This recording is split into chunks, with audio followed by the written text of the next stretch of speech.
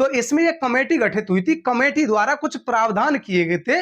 उन प्रावधानों को समझते हैं कौन कौन से प्रावधान हैं। उनसे आवेदन इस बात का किया जाता है कि हमको यात्रा का समय प्रदान किया जाए, उसे ही हम ट्रांजिट रिमांड कहते हैं। एक आपने शब्द सुना होगा, डिफॉल्ट जमानत। डिफॉल्ट जमानत क्या होती है? हेलो फ्रेंड्स, स्वागत है आप सभी का मेरे चैनल में। सभी को जय हिंद। आज हम समझेंगे रिमांड के बारे में, रिमांड कितने प्रकार का होता है। इसके अलावा हम ट्रांजिट रिमांड के बारे में भी समझेंगे, ट्रांजिट रिमांड क्या होता है और क्या क्या पुलिस को ट्रांजिट रिमांड लेते समय सावधानियां बरतनी चाहिए। इसके अलावा आरोपी या अभियुक्त के जो भी अधिकार होते हैं रिमांड के बारे में, उनको भी समझेंगे। तो आइए समझते हैं। रिमांड कहते किसे हैं? अभिरक्षा में भेजना, किसी को अभिरक्षा में भेजना, इसको रिमांड कहते हैं। ये दो प्रकार का होता है, एक होता है न्यायिक रिमांड और दूसरा होता है पुलिस रिमांड। न्यायिक रिमांड को जेसीआर भी बोलते हैं, जुडिशियल कस्टडी रिमांड, और पुलिस रिमांड होता है, इसको पीसीआर भी बोलते हैं, पुलिस कस्टडी रिमांड। न्यायिक रिमांड जब न्यायालय आरोपी को जेल भेज देता है तो उसको कहेंगे न्यायिक हिरासत, और जब पुलिस न्यायालय से आवेदन करके अपनी कस्टडी में लेती है तो उसको कहते हैं पुलिस रिमांड।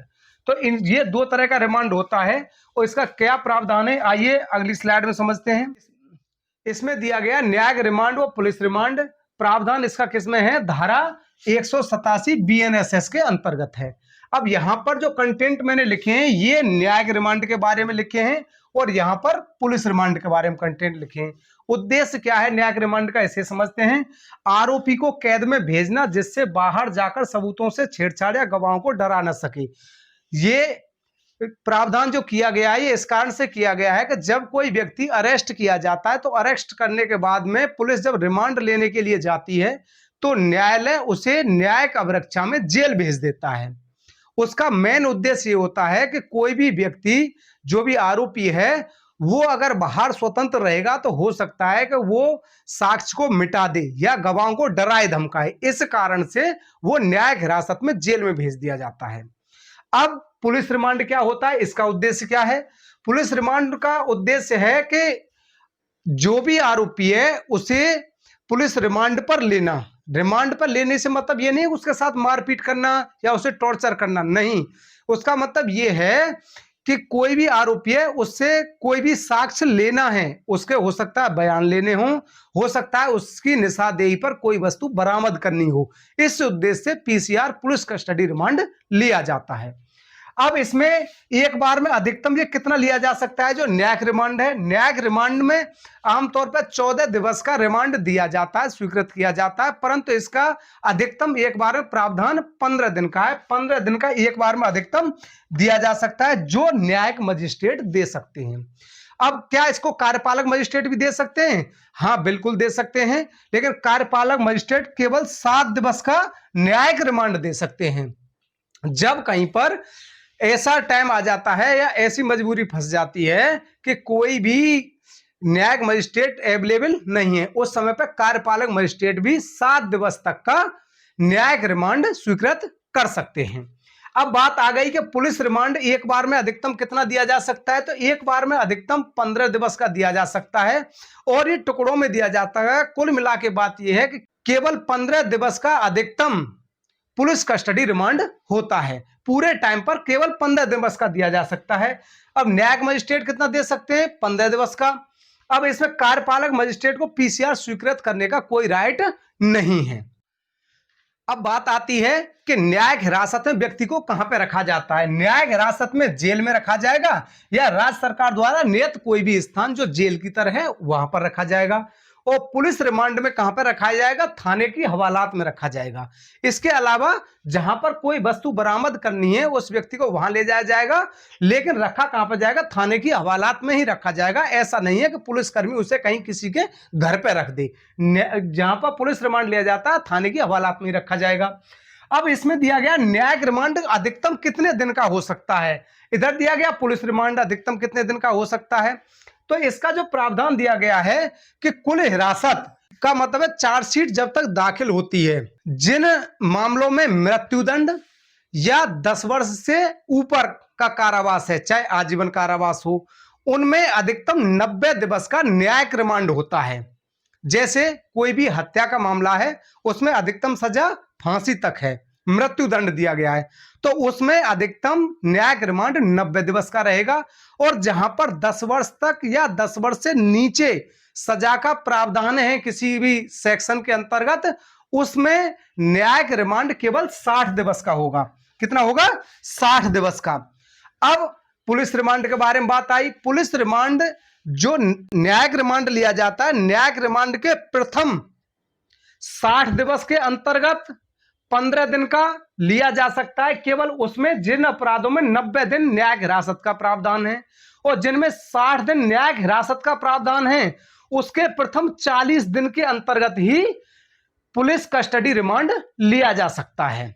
तो यह प्रावधान बीएनएसएस के अंतर्गत अभी नया किया गया है कि जिसमें प्रथम 60 दिन और प्रथम 40 दिन का प्रावधान किया गया है।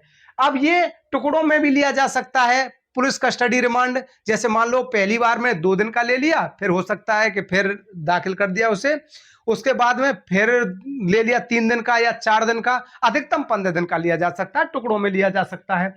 अब ये काउंट किसमें से होता है? न्यायिक रिमांड में से ही घट रहा है ये। जैसे 90 दिवस जो चल रहा था, 90 दिवस का, अब से जैसे आज किसी का रिमांड स्वीकृत होता है तो उसके 90 दिवस तक जो रहेगा वो न्यायिक रिमांड रहेगा।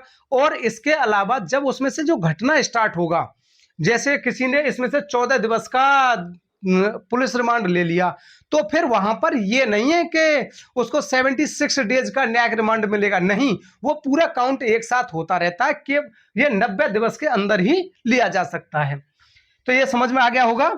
अब इसमें नेक्स्ट देखते हैं कि और क्या प्रावधान है। एक आपने शब्द सुना होगा, डिफॉल्ट जमानत।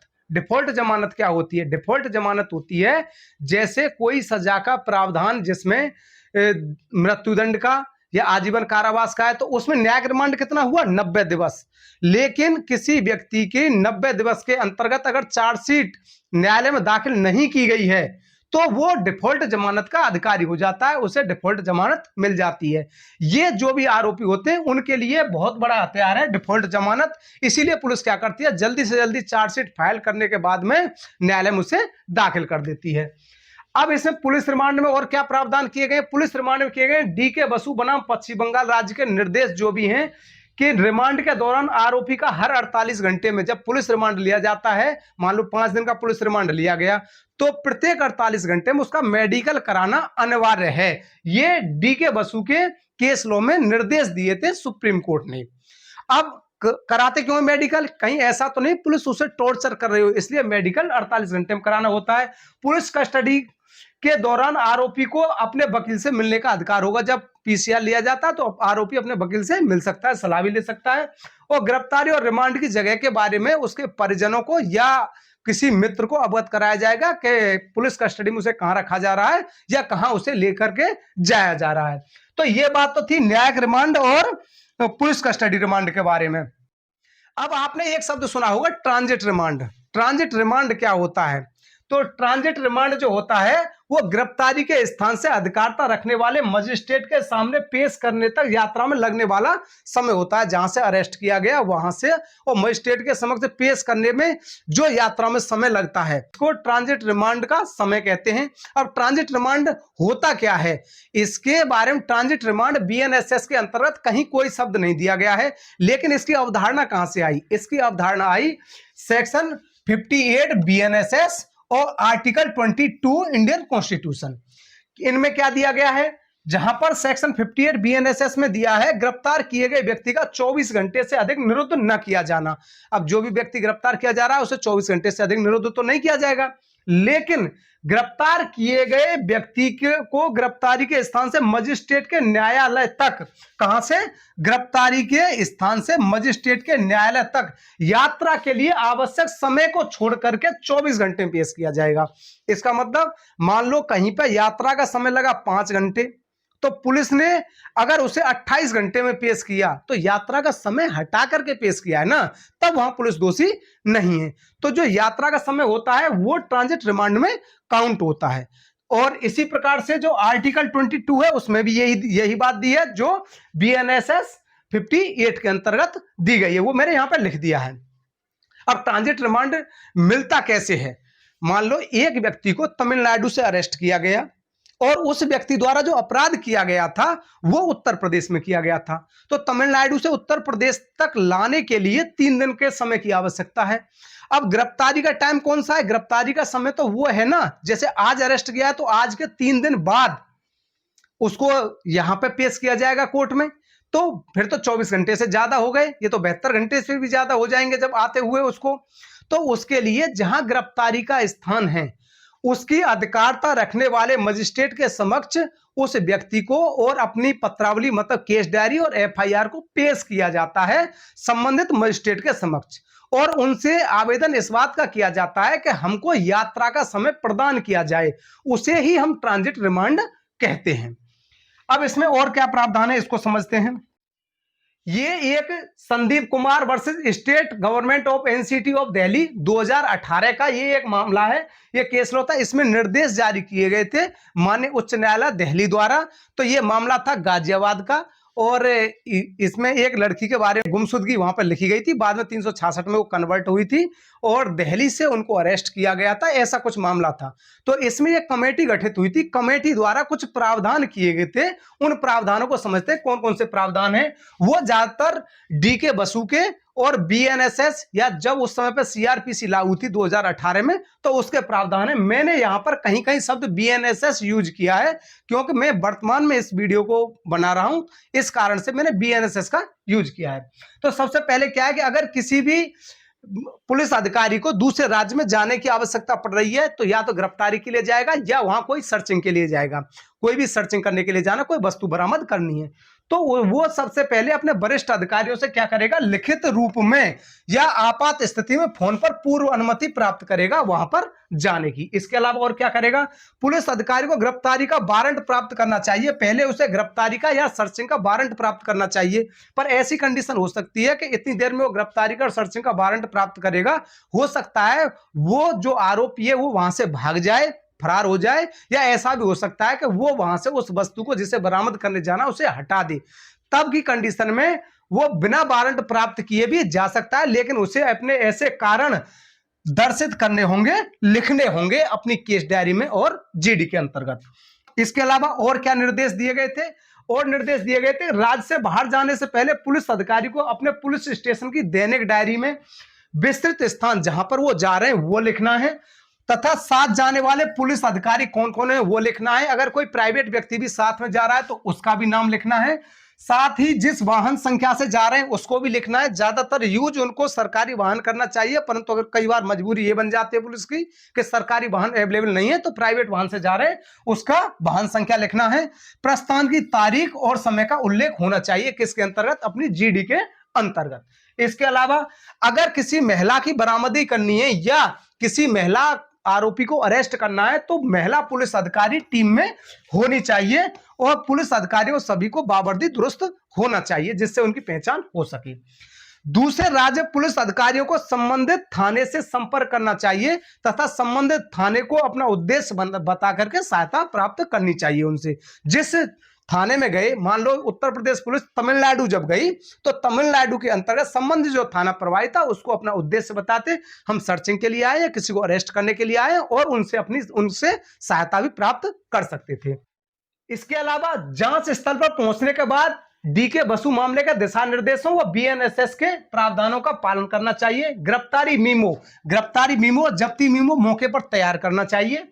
गिरफ्तार व्यक्ति को राज्य से बाहर ले जाने से पहले पसंद के अधिवक्ता से मिलने का मौका देना चाहिए, जो भी अधिवक्ता है उसका पसंद का, उससे मिलने का मौका देना चाहिए।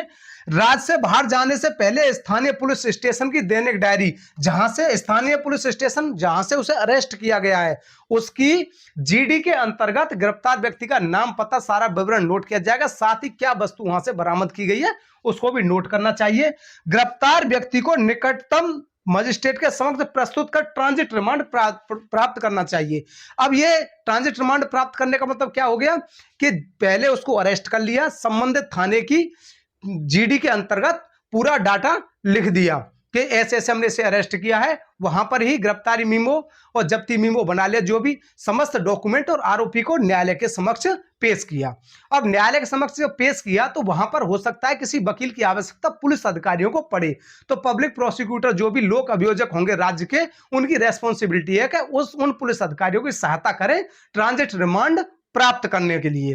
अब ट्रांजिट रिमांड जो प्राप्त करने के लिए आवेदन कर दिया, अब मजिस्ट्रेट की रेस्पॉन्सिबिलिटी है कि मजिस्ट्रेट पहले संतुष्ट हो जाएं कि इनके द्वारा डीके बसु के मामले या जो भी गिरफ्तारी संबंधी बीएनएसएस के अंतर्गत प्रावधान थे उनका पालन किया गया है पुलिस अधिकारियों द्वारा या नहीं किया गया, तभी वो ट्रांजिट रिमांड प्रदान करेंगे। अब फिर दिया गया कि गिरफ्तार किए गए व्यक्ति को राज्य से बाहर ले जाते समय उसके किसी परिचित को साथ ले जाने की अनुमति दी जा सकती है। अनुमति दी जा सकती है, कंपलसरी नहीं है, अनुमति दी जा सकती है। किसके लिए? क्योंकि मान लो तमिलनाडु का व्यक्ति है, उसका उत्तर प्रदेश में हो सकता है कोई जानने वाला ना हो, अगर उसका कोई परिचित साथ में अगर आता है तो हो सकता है उसको विधिक सहायता उपलब्ध कराने के लिए उत्तर प्रदेश में वो व्यवस्था कर सकता है, इसलिए उसको अनुमति दी जा सकती है। अब अपने पुलिस स्टेशन पहुंचने के बाद पुलिस अधिकारी को अभिलेख में आगमन की प्रविष्टि करनी चाहिए, जो भी वस्तु मिली है उसकी भी प्रविष्टि करनी चाहिए, साथ ही अपने उच्चाधिकारियों को अवगत कराना चाहिए। जैसे कि तमिलनाडु से अरेस्ट करके लाए, जब उत्तर प्रदेश में आ गए अपने थाने में, तो उसमें ये प्रविष्टियां करनी चाहिए, अपने उच्चाधिकारियों को भी अवगत कराना चाहिए। इसके अलावा और क्या प्रावधान है? और है यात्रा के समय को छोड़कर 24 घंटे में अधिकारिता रखने वाले मजिस्ट्रेट के समक्ष पेश करना चाहिए। गिरफ्तारी के बाद तुरंत चिकित्सीय परीक्षण कराया जाना चाहिए उसका, और जांच अधिकारी को संपूर्ण विवरण केस डायरी में दर्ज करना चाहिए। अब हमारे दिमाग में कुछ क्वेश्चन चलते हैं, उन क्वेश्चनों को समझते हैं। जैसे क्या ट्रांजिट रिमांड का समय पुलिस रिमांड में जोड़ा जाएगा? तो इसका उत्तर है ट्रांजिट रिमांड यात्रा का समय होता है, इसीलिए वह समय न तो पुलिस रिमांड और न ही न्यायिक रिमांड में जोड़ा जाएगा। जो 90 और 60 दिवस का न्यायिक रिमांड था उसमें भी ये टाइम नहीं जोड़ा जाएगा। अब नेक्स्ट क्वेश्चन आता है ट्रांजिट रिमांड का अधिकतम समय कितना है? तो मजिस्ट्रेट जितना यात्रा के लिए उचित समझे। ऐसा भी हो सकता है कि मजिस्ट्रेट 3 दिन का समय दे दें, और ऐसा भी हो सकता है कि उसमें लिख दें कि यात्रा का समय, जितना समय लगता है यहां से वहां से ले जाने में। हो सकता है तमिलनाडु से व्यक्ति जो ट्रेन से लेकर के आ रहा है, ट्रेन लेट भी हो सकती है, तो 4 दिन भी लग सकते हैं या 5 दिन भी लग सकते हैं। तो इस कारण से यात्रा का जितना भी समय है उतना जितना मजिस्ट्रेट उचित समझे वो लिख देंगे। और क्वेश्चन रेज होते हैं इसमें, उन क्वेश्चनों को समझते हैं कि न्यायिक रिमांड कब से शुरू माना जाएगा। तो ये केस लो मध्य प्रदेश राज्य बनाम रुस्तम और अन्य 1995 के बाद में सर्वोच्च न्यायालय ने निश्चित किया कि 90 और 60 दिनों की अवधि की गणना रिमांड वाले दिन से की जाएगी। अब नेक्स्ट क्वेश्चन आता है, यदि गिरफ्तारी आज है तथा रिमांड कल लिया जाता है, तब दिनों की गणना कैसे की जाएगी? मान लो कि आज 1 जनवरी है, तब 1 जनवरी के बाद में, और उसको आरोपी जो भी है उसे न्यायिक रिमांड के लिए 2 जनवरी को पेश किया जाता है न्यायालय के अंतर्गत, तो गणना कब से की जाएगी? तब गणना की जाएगी 2 जनवरी से। उसकी जो रिमांड वाला दिन है उस दिन से गणना की जाएगी, कितने की? 90 दिवस की। अब उसमें 90 दिवस के अंतर्गत केस डायरी फाइल करनी होगी या 60 दिवस के अंतर्गत केस डायरी फाइल करनी होगी। अगर आपको वीडियो पसंद आए हो तो लाइक करें, शेयर करें तथा चैनल को सब्सक्राइब करें। थैंक यू, जय हिंद।